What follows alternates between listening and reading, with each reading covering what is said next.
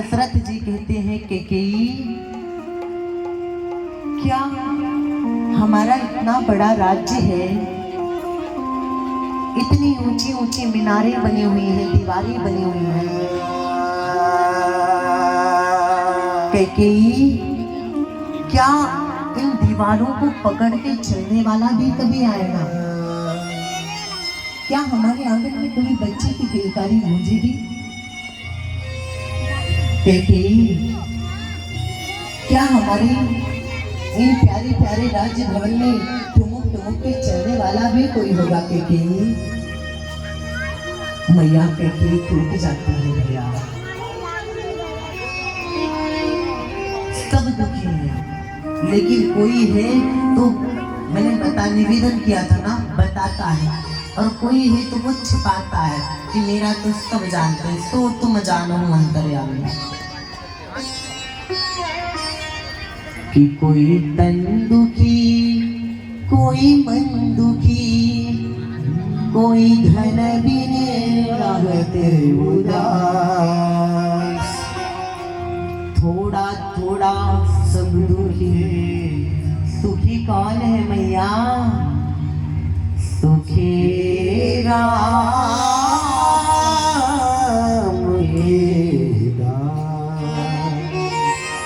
थोड़ा थोड़ा सब दुखी है, सुखी कौन है भैया? सुखी वही है राम का दास। आप कहेंगे क्यों? पता है, कोई मन दुखी, भगवान ने धन भी दिया है, परिवार भी अच्छा है, लेकिन जब मंदिर में जाएंगे ना तो मंदिर के घंटा को पकड़ेंगे, बजाएंगे, भगवान के सामने बैठ के फूट फूट के रोएंगे। पुजारी जी पूछेंगे बेटिया काहे रो रही हो?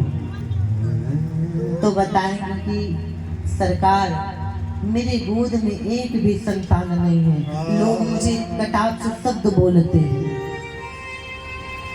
वो मन से टूट चुकी है, भगवान के दरबार में जाकर के रो रही है।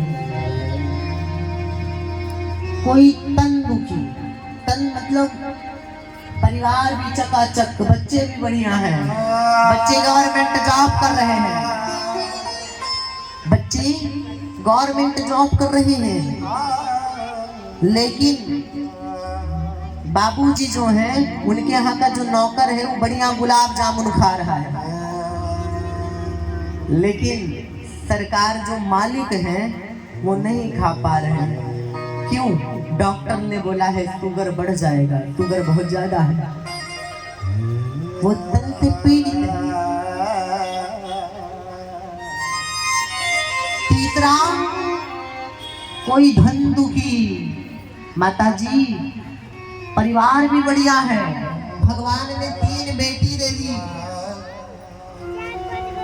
घर परिवार बढ़िया आनंद है, लेकिन इतना पैसा नहीं दिए कि बिटिया का धूमधाम से विवाह करें, कन्यादान करें। दुखी है घर से, थोड़ा थोड़ा सब दुखी, सुखी राम की रात। और जो भगवान में लग गया है वही दुखी है, वही दुख की रोटी खा रहा है। साथ में मेरे माई बाप कुछ नहीं जाएगा, साथ में जाएगा हमारे आपके तो गोविंद का नाम जाएगा, साथ में हमारा कर्म जाएगा, कर्तव्य जाएगा। इसलिए दीघा वालों भगवान का स्मरण किया करो, भगवान का भजन किया करो। पहले तो मुझे नहीं लगा था कि हम कथवा करने जाएंगे, वो अलबेला बाबा क्या करेंगे, कैसे करेंगे, फिर मुझे ज्ञात हुआ कि रसराज, तेरा नाम रसराज पड़ा है, तू साधु बना है, अगर तू नहीं जाएगा ना, एक के कारण अनेकों भक्त तेरे छूटेंगे।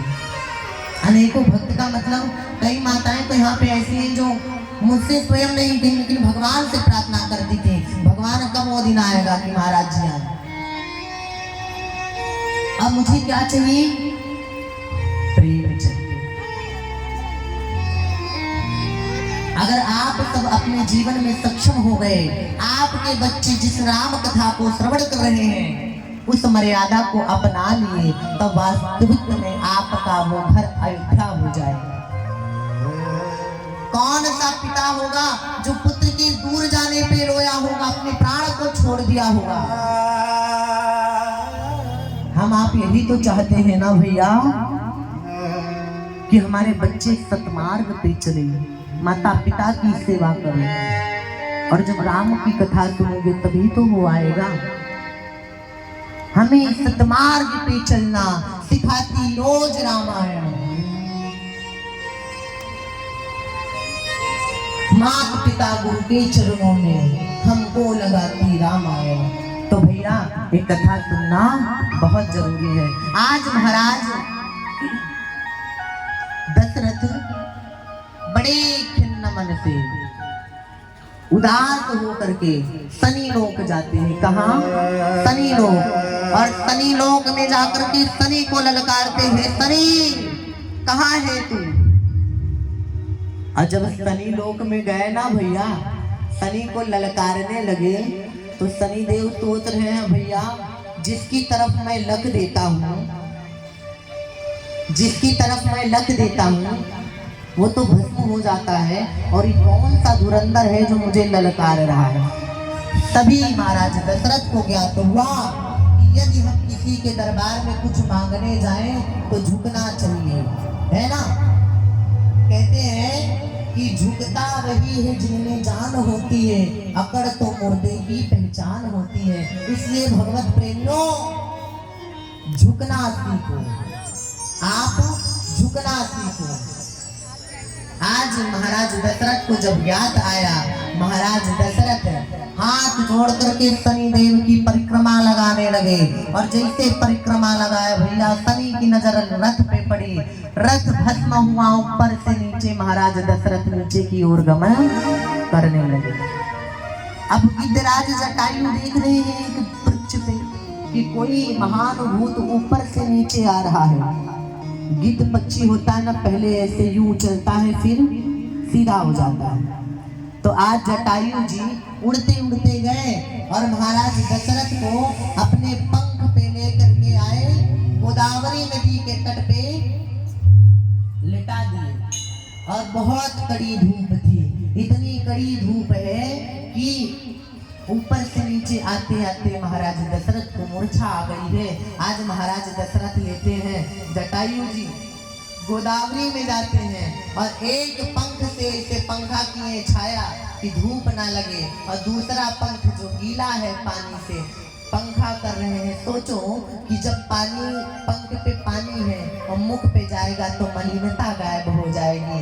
महाराज दशरथ को जब होश आया, महाराज के नेत्र खुले, महाराज गदगद हो गए।